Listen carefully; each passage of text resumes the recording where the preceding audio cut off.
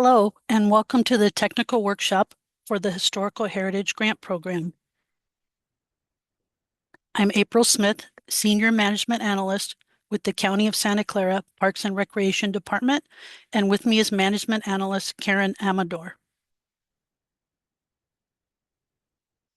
Just a few housekeeping items before we get started. Please keep your microphone muted and your camera turned off throughout the meeting. If you have questions during the presentation, you're welcome to write them in the chat window or save them for the question and answer period at the conclusion of the presentation. Depending on the question, we may provide a brief answer during the presentation or choose to respond to it later. This program overview is not intended to replace the application and procedural guide. Applicants need to familiarize themselves with the guide.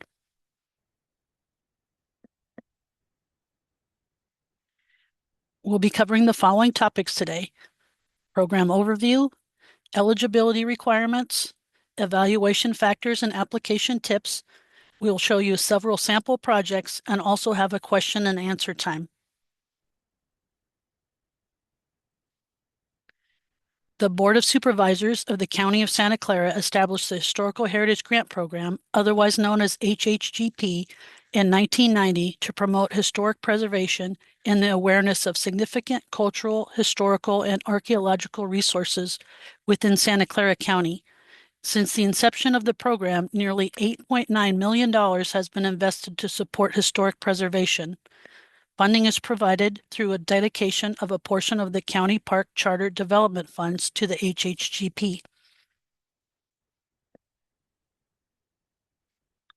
This round of the grant is known as the Fiscal Year 2027 Historical Heritage Grant Program. $750,136 is available for this round.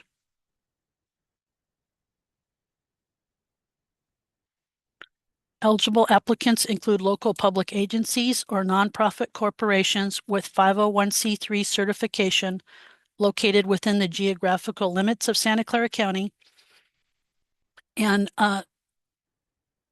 grant funds for projects within the geographical limits of Santa Clara County.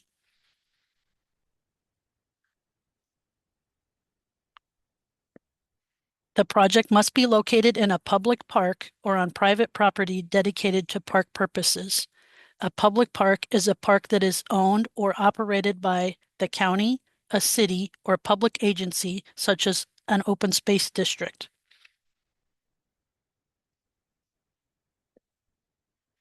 Eligible private property is land fitting all of the following criteria. It is land that is actually used or dedicated to use for park purposes by deed or other long-term legal agreement, land that is open to the public on a non-discriminatory basis, and land that is designated for park use under the applicable general plan and zoning designation.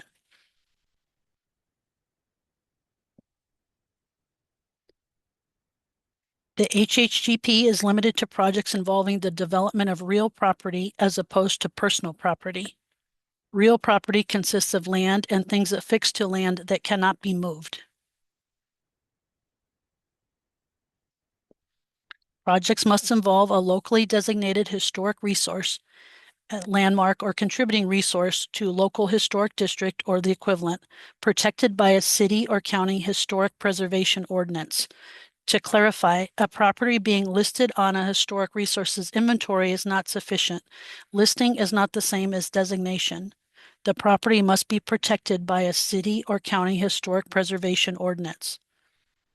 Even if the property has achieved federal or state recognition, it will still require local designation in order to be eligible under this grant program. If the historic resource is not locally designated at the time of grant application, the applicant must complete the designation process before the Historical Heritage Commission makes its funding recommendations. If not designated by that time, you're welcome to apply in a future round.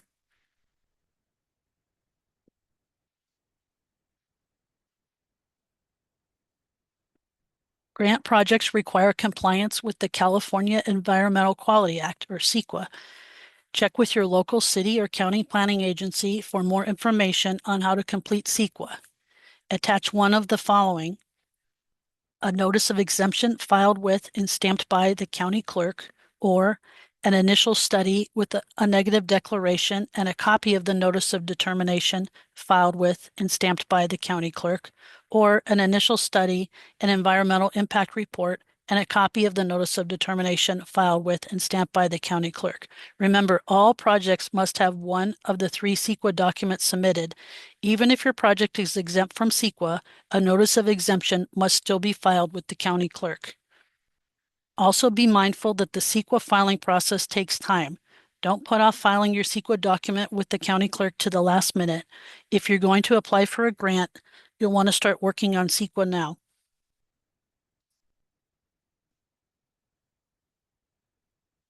All projects must have the written approval in the form of a resolution from the property owner that the property will be used for park purposes for a minimum of 20 years and open to all Santa Clara County residents on a non-discriminatory basis. The program also requires the resolution delegate an authorized representative by title to sign and submit the grant application. The resolution must adhere to the form and language of Appendix E in the procedural guide. So for instance, if your organization's executive director is named Mary Parks and she is to be the authorized representative for your project, your organization's board would pass a resolution naming the executive director as the project's authorized representative. They're not naming Mary Parks as the authorized rep. They're naming the executive director by title only. This way, if there's a change in leadership during the project, the resolution would not need to be updated.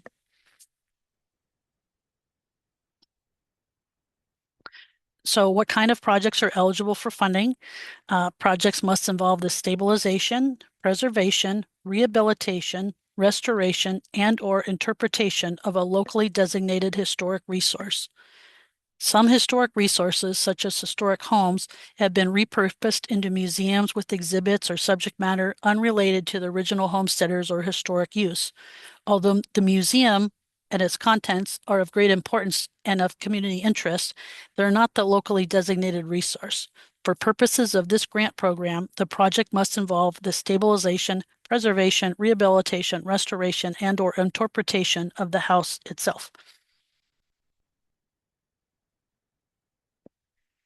To break it down a little further, projects that involve stabilization, preservation, rehabilitation, or restoration must consist of capital improvements that will materially extend or ensure the useful life of the asset, as opposed to deferred maintenance or general maintenance. Projects that involve the interpretation of historic resources must involve capital improvements such as permanent interpretive signage affixed to the land or structure rather than reports, studies, or movable objects.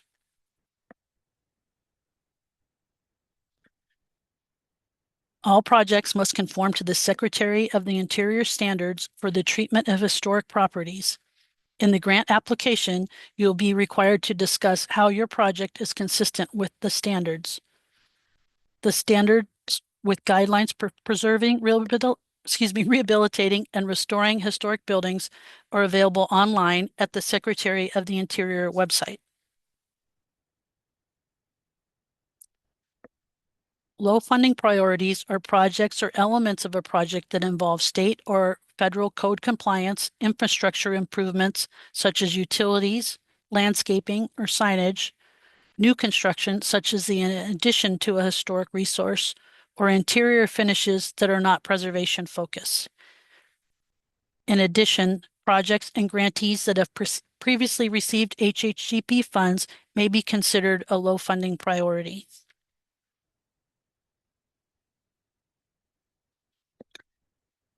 Projects ineligible for funding include projects in the planning and feasibility stage. Grant funding cannot be used for historic resource surveys, historic reports, conditions assessments, or feasibility studies. Projects involving the reconstruction or replication of a historic resource that no longer exists. Projects involving the purchase of real or personal property, for example, movable objects not permanently attached to real property, such as equipment, computers, furniture, display cabinets, interior accessories, or publications. Projects involving areas of the historic resource that are used for administrative or non-public functions. Grant funds cannot be used to develop or to support areas dedicated to the operation, maintenance, or administrative activities. For example, work on a portion of the facility dedicated to staff or private use, such as offices, storage, or a private reception area. Such functions may exist within the facility, but the HHGP cannot fund work items specifically in these areas. Grant funding must be applied to areas of the facility that are open or visible to all Santa Clara County residents on a non-discriminatory basis.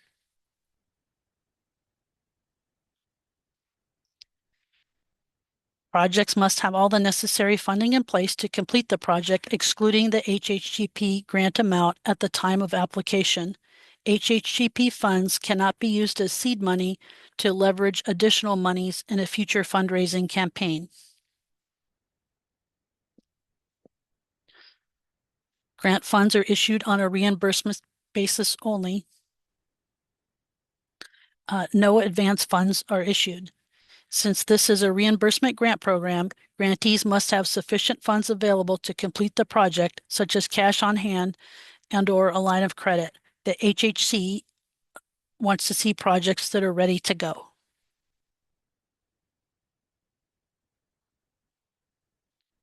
A grantee cash contribution is not required. However, the proposed project may receive a higher rating from reviewers if the applicant demonstrates a commitment to the project by providing or securing additional funding from other sources. In-kind contributions and services such as volunteer labor, administrative staff time devoted to managing the project, etc., are not considered a grantee cash contribution. Applicants may discuss any in-kind contributions to their project in the budget section of the project proposal.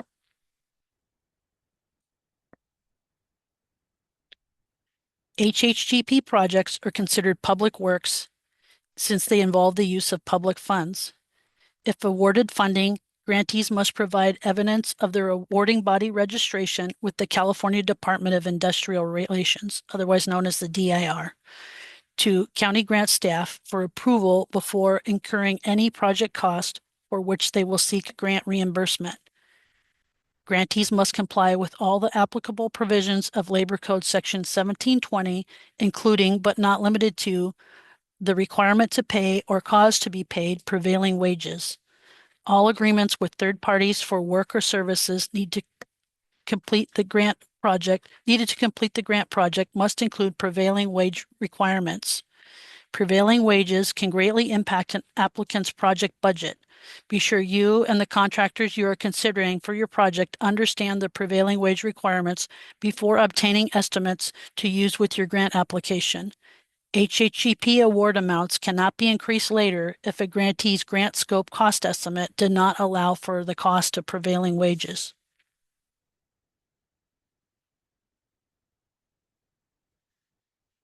All workers employed on public works projects must be paid the prevailing wage determined by the DIR according to the type of work and location of the project.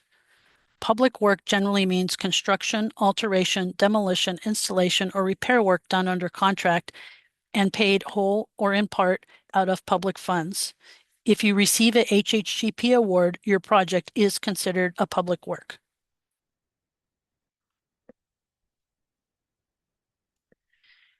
Applications which are determined to be eligible for consideration for funding will be evaluated and ranked according to the factors shown in Appendix I of the procedural guide. Some of those factors include the protection of the historic resource, public benefit, a clear and effective scope of work, project management capabilities, and a reasonable and complete project budget.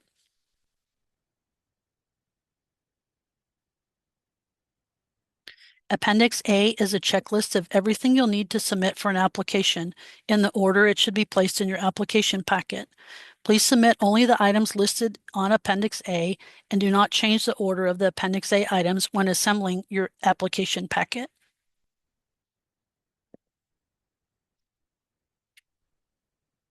Appendix C is the project proposal in which applicants are asked to provide a response to various evaluation factors. Do not make any modifications to the order of Appendix C questions and be sure to respond to each bullet item.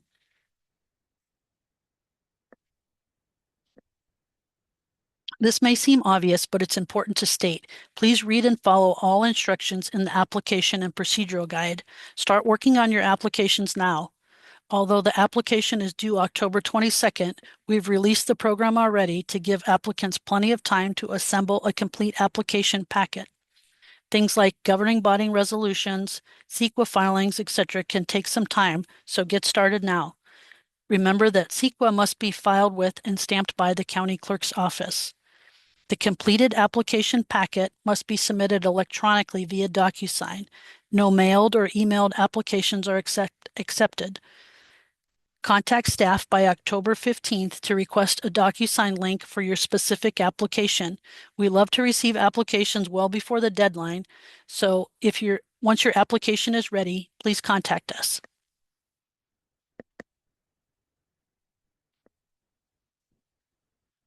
To briefly summarize the review process, staff makes an initial review of all applications received by the due date.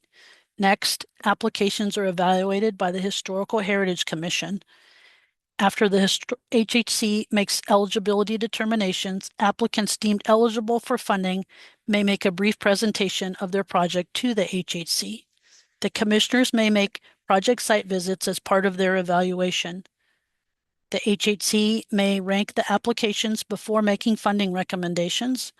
HHC funding recommendations will then be presented to the Board of Supervisors, who make the final grant awards. Page 8 of the procedural guide provides more detail and an estimated timeline.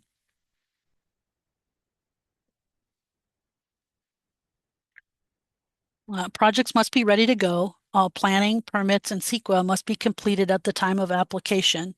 If these items are not ready, you're welcome to apply in a future round. Generally, an application does not move forward because of unresolved issues, such as a project that's still in its planning or feasibility stage, permits that have not been obtained, CEQA documents that have not been filed with the county, no property owner resolution, or the project did not have all the funding in place to complete the project.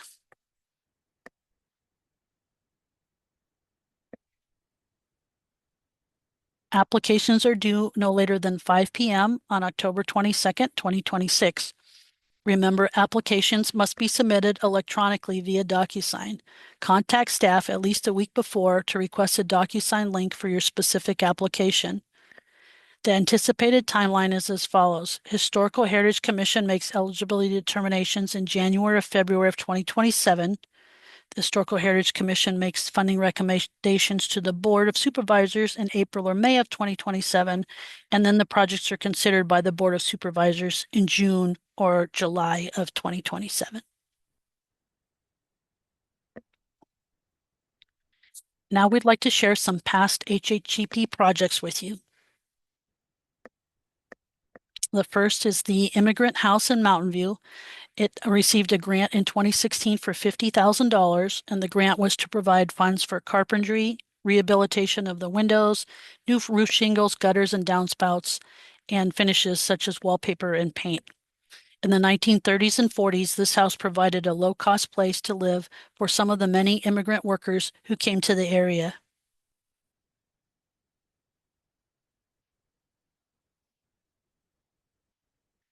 The Miller Red Barn in Gilroy. The Miller Red Barn, built in 1891 by Henry Miller, is Gilroy's link to California's cattle industry and its rich agricultural history.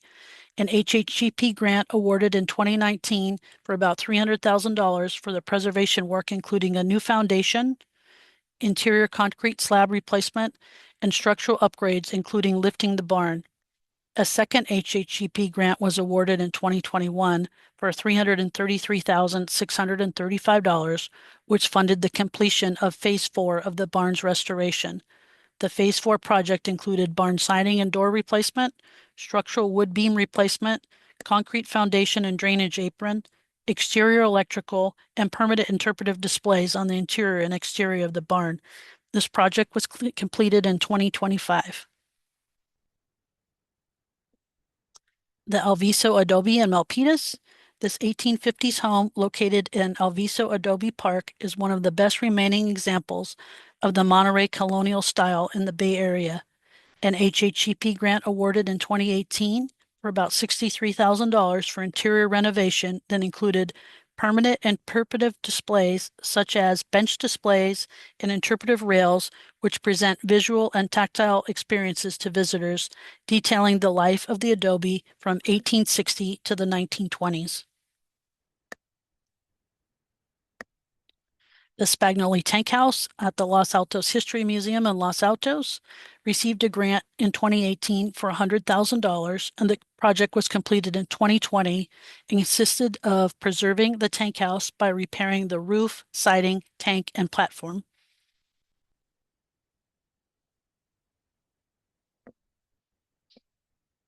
The Hiram Morgan Hill House in Morgan Hill, built in 1884 at Villa Miramonte in its original location, and received a grant in 2018 for $185,250 for the replacement of the wood roof shingles, repair the stained glass windows, renovate the south wall, and repair the veranda.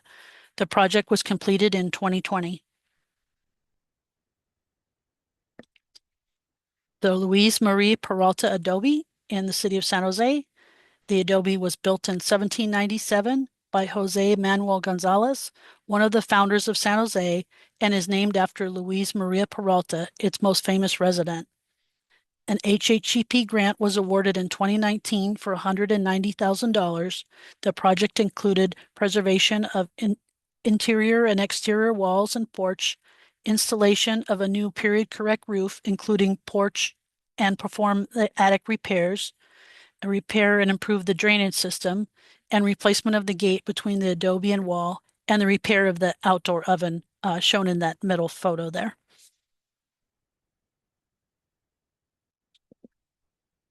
Program documents such as the fiscal year 2027 application and procedural guide and application attachments A through F in Word format can be found on the Parks Department website at parkhere.org.